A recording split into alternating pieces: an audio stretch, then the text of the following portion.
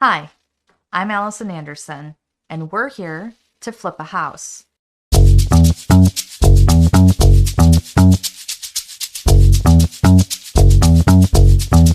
This is not HGTV or DIY Network or Bravo. This is real life with a real developer on a real home in the suburbs of Chicago. So whether you're considering becoming a developer yourself or you're just interested in the process, be sure to hit the like and subscribe button to catch our weekly updates.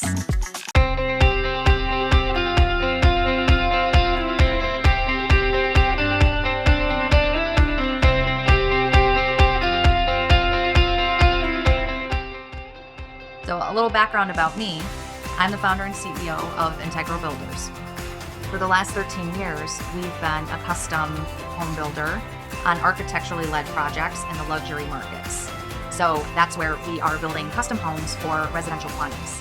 What we're doing here now is a development. This is my own project where I am purchasing the property and flipping it for resale later. There's no clients involved, which is a big reason why I'm doing it. I want to start first with where the project is and why we chose that area and what the plan is. The first thing is that construction is expensive. All right, residential construction is really expensive. In the Chicago market, a new construction home starts at about $400 to $500 a square foot. Now, we are trying to flip this home, meaning that it's an existing home that we're going to try and renovate and put an addition on. That generally starts somewhere around $350 to $400 a square foot. What that means is that no matter what, construction is going to be at least $1 million. So when we're choosing a location, we have to consider two things. Can the market support more than $1 million sale? And number two, if it can support a multi-million-dollar sale, how quickly do those homes sell? Because carrying costs are real, and we are going to be financing this project through the bank. And by the time we are done paying the loan, we're going to be holding the house for somewhere near $20,000 a month. So we needed to pick a neighborhood where homes sell for multiple millions and where those homes that are selling for multiple millions are selling within 30 to 45 days consistently. The home that we're talking about now is affectionately named the Culture Cottage, and it's going to be in Hinsdale, Illinois, specifically in the 123 district. So the 123 district is where the homes are 1st, 2nd, 3rd, 4th Street. And these are in the very central part of Hinsdale, very close to the elementary school nearby. So for us, it was location, location, location. Now, I'm going to start also by saying that this development is a huge risk.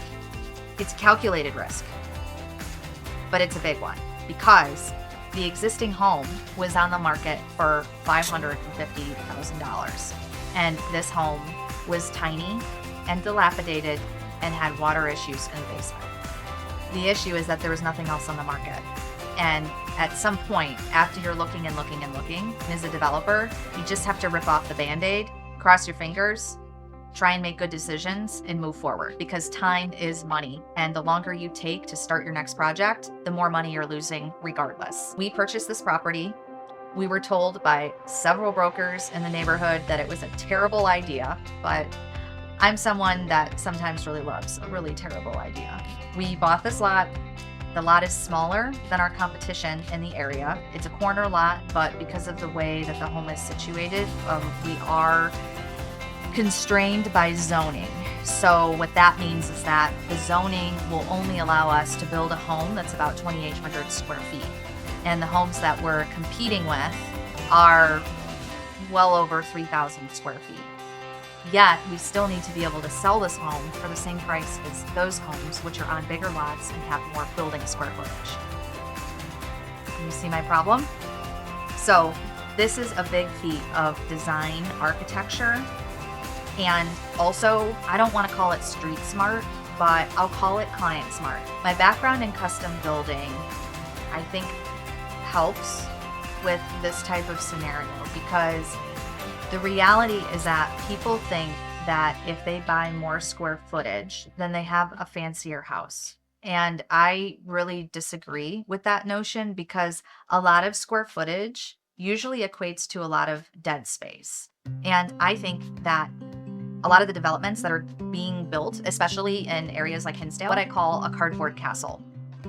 They're not well built. They're done with cheaper materials. They're done in a way that's sort of like slapping it together. Well, they might have some Pinterest photos they're trying to apply, but there's no cohesiveness to the design. Not necessarily builder grade. That's not what I'm talking about. What I'm talking about is just a developer built home. And they all kind of have this feeling to them, which is sort of empty and flat, where you walk around and you might see some really nice finishes, but there's no cohesiveness to the design. And developer built homes, I mean, there is a market for them because custom home building is not for everybody. In fact, it's not for most people. It's a very, very stressful thing. And if you can't appreciate the final product, then like, don't do it. But I digress. What we have to achieve at the Cultured Cottage is we have to make the case to the neighborhood and the buyers that square footage is irrelevant if you have good architecture and strong building structure. And when I say building structure, I'm really talking about building science. When I say that a lot of times you walk into a developer built home and it feels empty and it feels flat, that really comes down to the things that you're not seeing. A luxury home is not created with luxury finishes. A luxury home is created with a luxury build. And luxury builds come down to climate control and comfort, fresh air, acoustics. So these things cost money in order to get right, but they make a huge difference when you walk in the door. And it's one of those things that when people walk in, it just feels different. It feels elevated. It feels luxurious. And they're looking at a bunch of beautiful finishes so that, an untrained eye might think, oh, there's a great designer in this home. But really, there's a great architect and build team in that home that created that space. And the finishes that you see in there, they're the jewelry. One cannot exist without the other. That creates kind of a cascading effect for us too, because if we want to make the case that we can sell this home for a higher price per square foot, then that means that we have to invest more into the build, which means that our sales price has to be even higher because our construction cost is going to be elevated.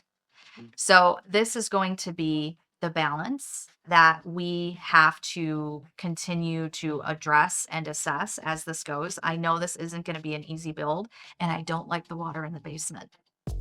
Specifically, I don't like that the water is near the wall of the basement. If there was a pool of water in the center of the basement, that would make me more comfortable than if there's water on the floor and against the wall. Because if there's water in the center of the basement, something is broken.